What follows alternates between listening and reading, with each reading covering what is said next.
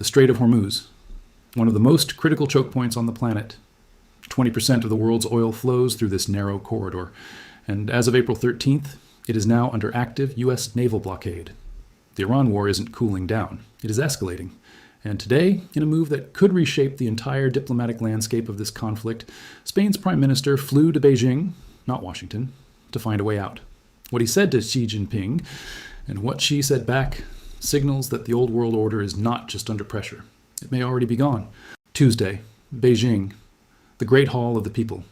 Spanish Prime Minister Pedro Sánchez sat across from Chinese President Xi Jinping for what was, remarkably, his fourth visit to China in just over 3 years.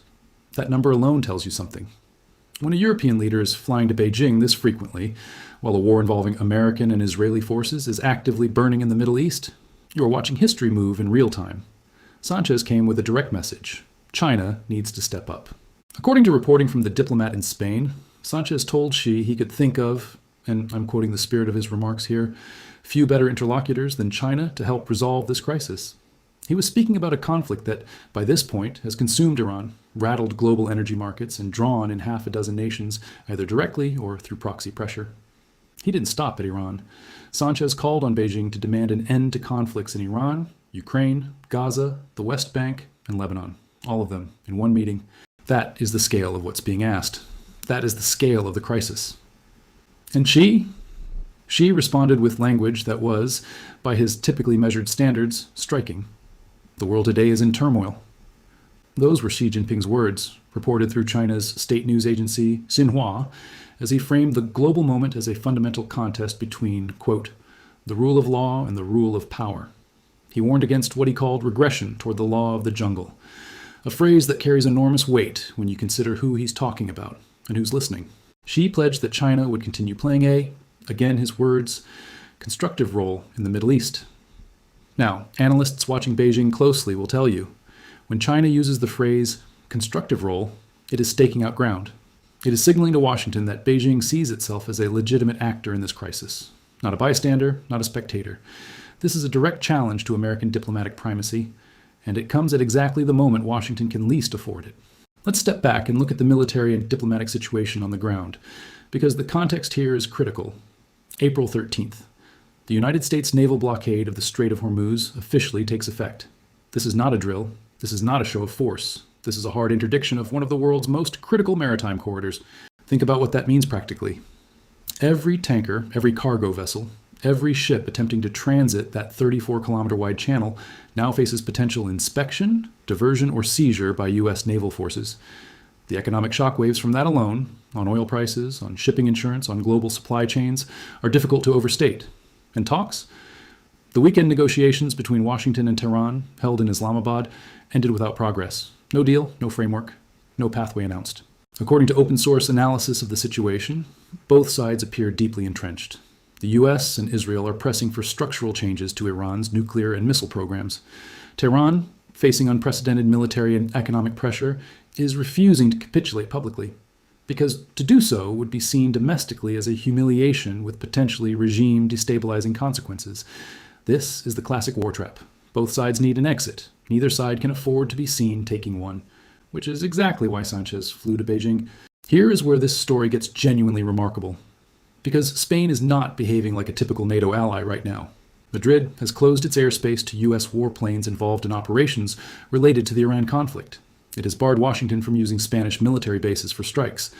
Sánchez has publicly described the U.S.-Israeli military campaign as, and this is a direct quote reported across multiple European outlets, illegal, that word, from a NATO member, about American military operations. And it goes further. In March, Iran granted Spanish ships unrestricted passage through the Strait of Hormuz, making Spain the first European country to receive such an exemption. Tehran effectively rewarded Madrid's opposition to the war with a diplomatic carve-out that has enormous commercial value. Spanish ships can move through the blockade zone. Other European vessels cannot. That is not a coincidence. That is a signal from Tehran to Europe that neutrality, or better yet, dissent from Washington's position, will be rewarded. This fracture inside the Western alliance is, strategically speaking, one of the most dangerous developments of this entire conflict. When NATO members begin making separate deals with adversary states, the alliance's coherence and its deterrent power begins to erode. Reports indicate several other European capitals are watching Spain's arrangement with considerable interest. Now, let's be clear-eyed about something. Geopolitics rarely operates purely on principle. There's an economic dimension to Spain's pivot toward Beijing that cannot be ignored. Chinese firms invested $643 million in Spain in 2025, up from $149 million the year before, according to EU Observer. That is a more than four-fold increase in a single year. And during this visit, Spain and China are expected to sign a high-quality investment agreement designed to ensure those investments come with technology transfers and local job creation. Spain is one of Europe's most economically stressed major economies. Unemployment remains structurally high. Investment, particularly in green energy and technology sectors, is politically valuable domestically. So when Sanchez stands in Beijing and calls China one of the world's most important interlocutors, he is speaking both as a diplomat and as a head of government who is watching hundreds of millions of euros flow into his country's economy. This is not cynicism. This is how great power competition actually works. The United States has known for decades that economic dependency creates political loyalty. China is now playing the same game, methodically, patiently across Europe. And the Iran war has cracked open a window of opportunity that Beijing is walking straight through. Zoom out. Look at the full board. You have an active war between the United States, Israel, and Iran. You have a naval blockade on one of the world's most critical energy arteries. You have failed talks in Islamabad. You have a fragile ceasefire that, according to multiple reports, is showing new strains by the day. You have a NATO member openly defying Washington and courting Beijing. You have China positioning itself, carefully, deliberately, as the indispensable mediator that the United States cannot be. And you have Xi Jinping warning the world about the law of the jungle, language that, in the context of Chinese foreign policy doctrine, is specifically designed to delegitimize American unilateral military power. This is not just a Middle East war anymore. This is a contest over who writes the rules of the next world order. The United States is betting that military and economic pressure will force Iran into a deal, or into collapse. China is betting that if it can position itself as the reasonable adult in the room, the nations of the global south, and increasingly of Europe, will orient their futures toward Beijing rather than Washington. Every week this war continues without resolution is a week that bet pays off a little more. So here is the question that should be keeping every strategist, every diplomat, every defense analyst awake tonight. Is there still a diplomatic off-ramp? Can China, or Spain, or anyone actually broker a ceasefire that Washington and Tehran can both accept?